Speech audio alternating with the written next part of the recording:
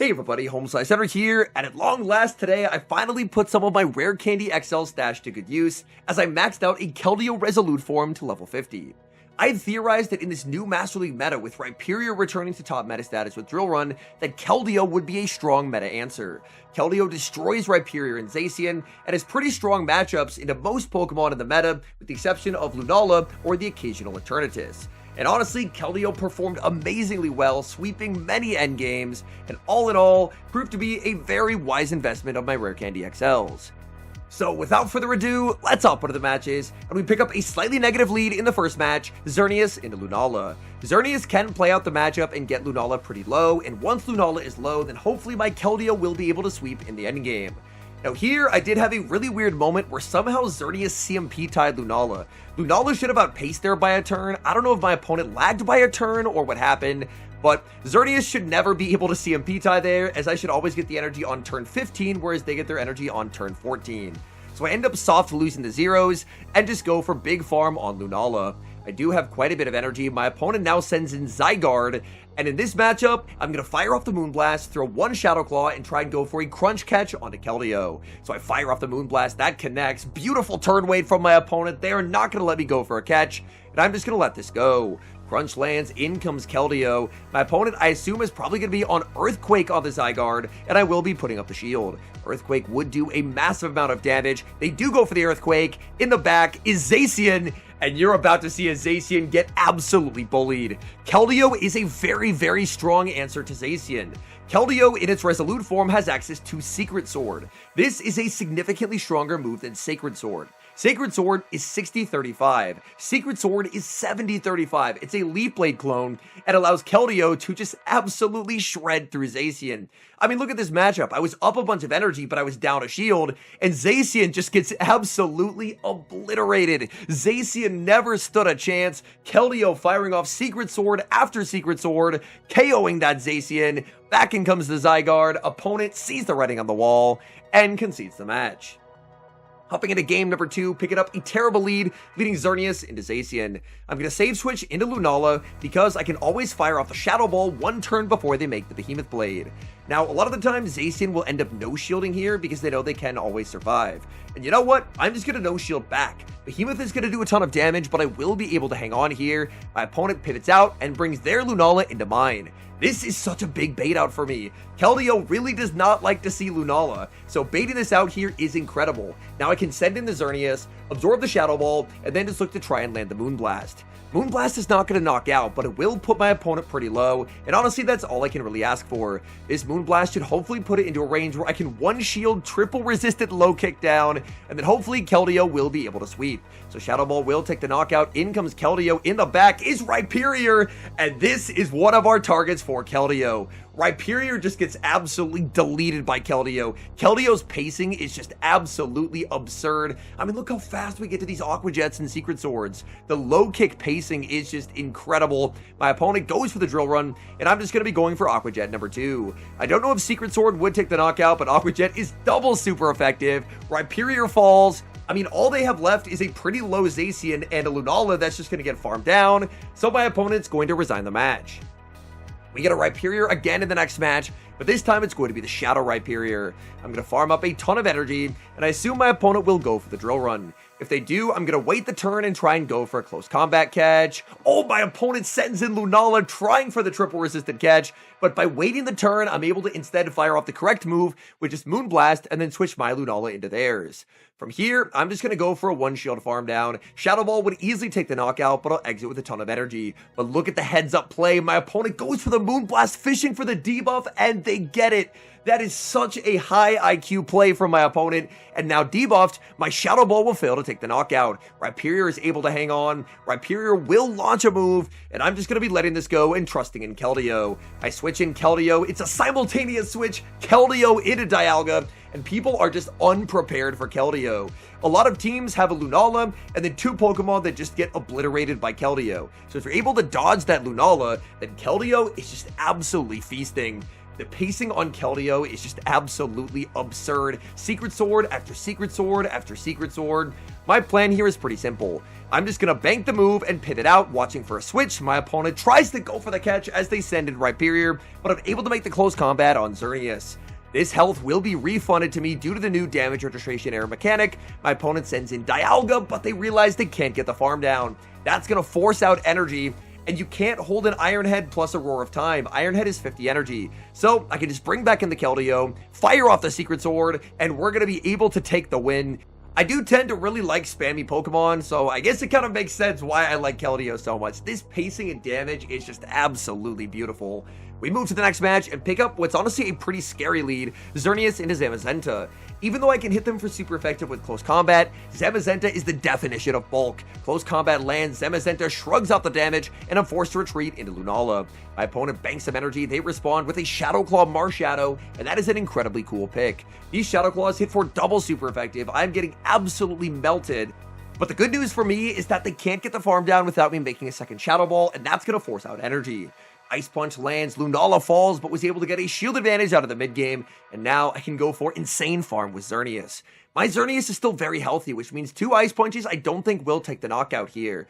My opponent does make another Ice Punch. I think they will actually live the Geomancy on 1 HP, so I'm going to snipe them down with a low kick. In comes Keldeo, but they went for the snipe as well as they brought in Zamazenta. This should be the Steel-type Behemoth Bash because they were aiming it at my Xerneas, so I can no-shield the Behemoth Bash, and now go for the farm down with Keldeo. Close combat would do way too much damage. They are able to reach shield parity, but I have so much energy. In the back, that's not what I was hoping to see. It's going to be Lunala. But up this much energy, I think Keldeo might actually be able to flip this. My opponent will have the ability to go for a catch, but they don't get it. In comes Marshadow. They fail the catch, and now the game is won. I have a Moonblast stored on the Xerneas. I have so much energy on the Keldeo. And as it turns out, I don't even think I'm going to need the energy on the Xerneas to win this game. Shadow Ball will be shielded. I should be able to make it to 2 more Aqua Jets. The script has been flipped. Keldeo KOing one of its hardest counters in the entire Master League. Lunala is going to fall to Aqua Jet number 4,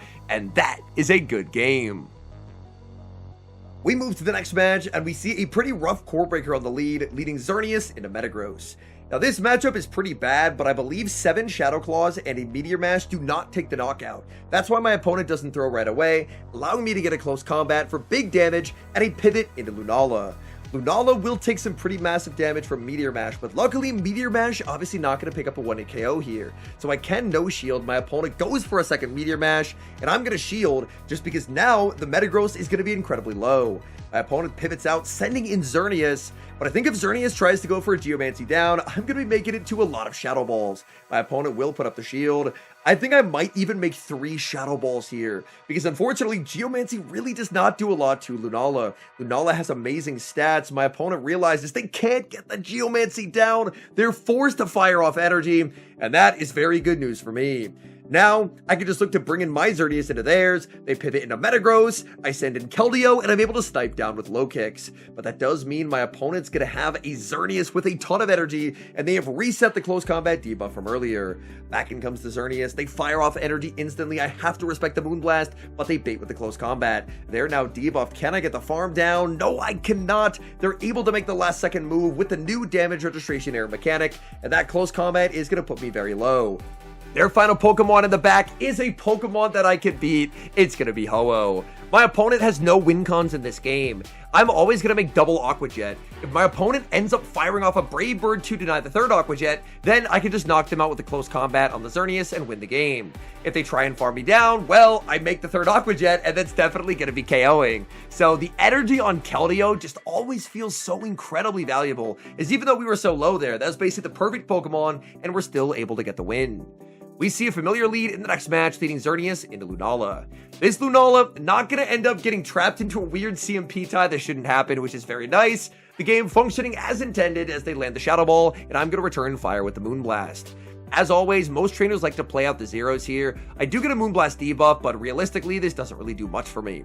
My opponent overfarms perfectly, CMP tying Shadow Ball to the Moonblast, but I'm just going to go for the big Shadow Claw down with my Lunala, and that way, once their Lunala's out of the way, my Keldeo should do very well. They have a Tyranitar, I send in Keldeo, in the back is Zacian. Oh my goodness, this game is over. Keldeo is about to have an absolutely incredible time against this team. Even if they fire off a Behemoth Blade bait to keep the defense stat intact, the pacing on Keldeo is about to be absolutely nightmarish. I'm already almost at 2 more Secret Swords. I can fire off the first. Zacian's forced to shield. Zacian's going to be forced to shield again. And I actually have a pretty creative way that I can guarantee a win in this game. And that's going to be by pivoting out and sending in Lunala. It seems like a crazy play. Why would I want Lunala to get KO'd by the Tyranitar? Well, I want to bait back out the Tyranitar knowing that Keldeo walls its energy. They're forced to throw all their energy, and now they can only make a Brutal Swing into the Keldeo. Brutal Swing is not going to knock out, and I can farm up to the back-to-back against the Tyranitar and guarantee the win. Because Secret Sword is going to be taking the knockout onto the Tyranitar, and Zacian can't KO me because I have a shield intact here. So they just go for the fast move. I fire off the Secret Sword, and the camera flashes from me to them as they resign the match.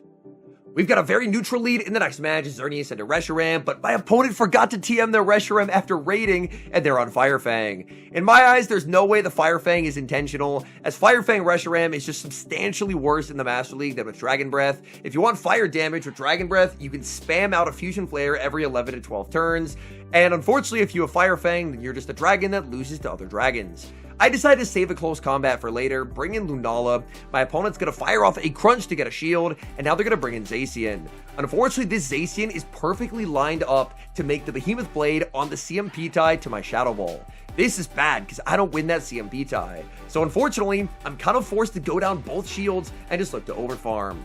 My plan here is pretty simple. I'm going to bank a ton of energy and then send in Keldeo. I'm going to be hit with the close combat, but I basically have 3 charge stacks stored. I have a close combat on the Xerneas, and I almost have 2 Shadow Balls on Lunala. But it's bad news for me in the back as the final Pokemon is revealed to be Palkia. Palkia is very tough here. Secret Sword will come pretty close to 2-shotting, so it will force out energy from my opponent.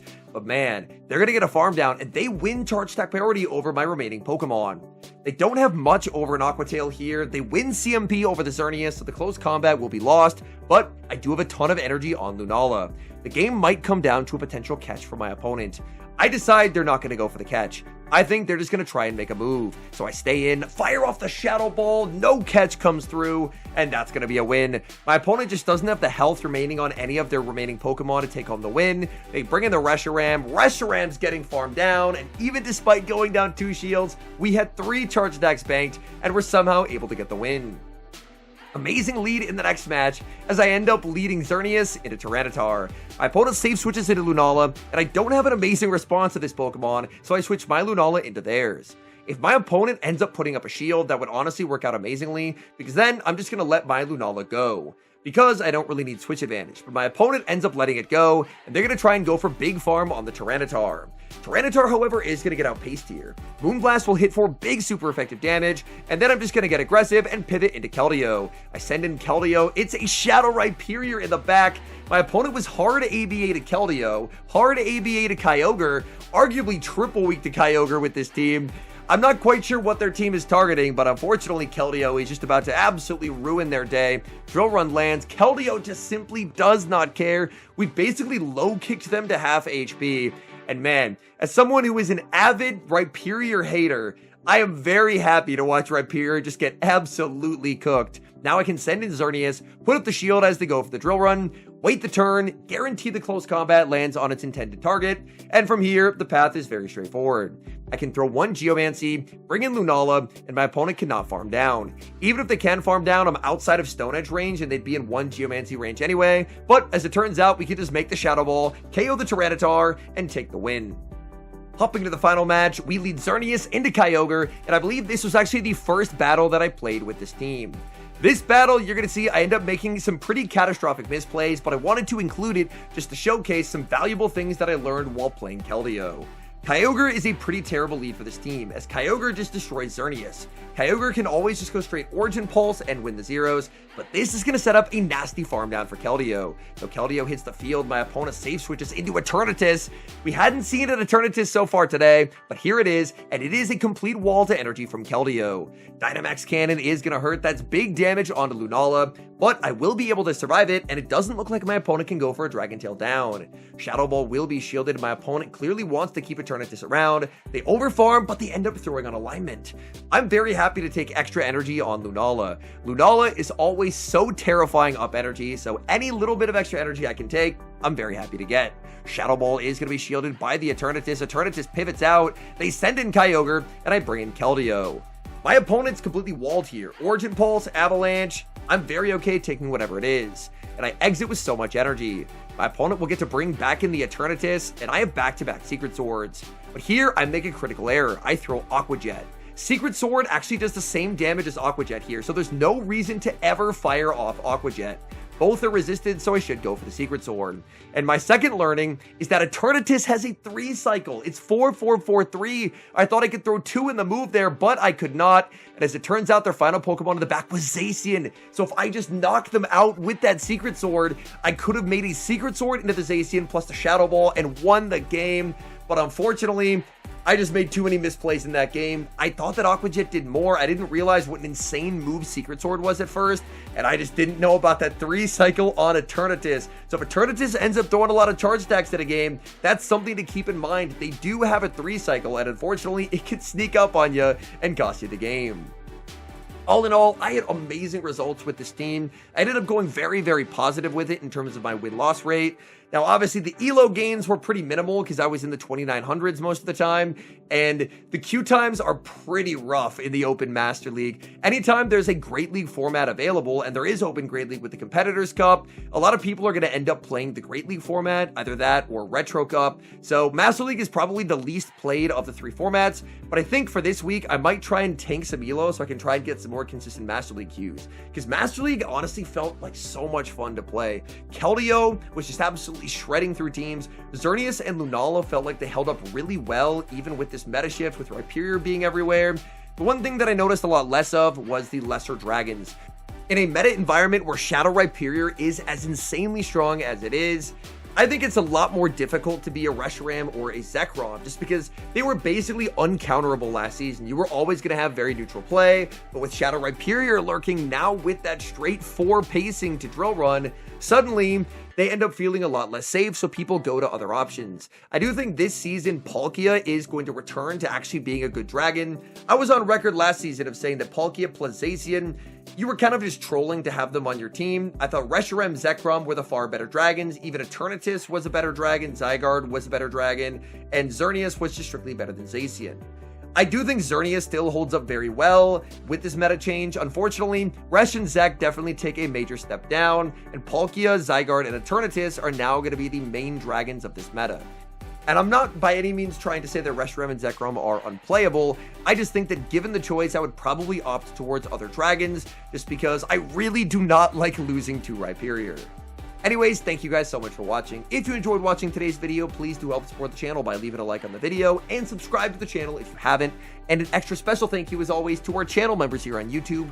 The support you guys provide to the channel is so appreciated. So thank you guys so very much. And until next time, I've been HomeSliceHenry.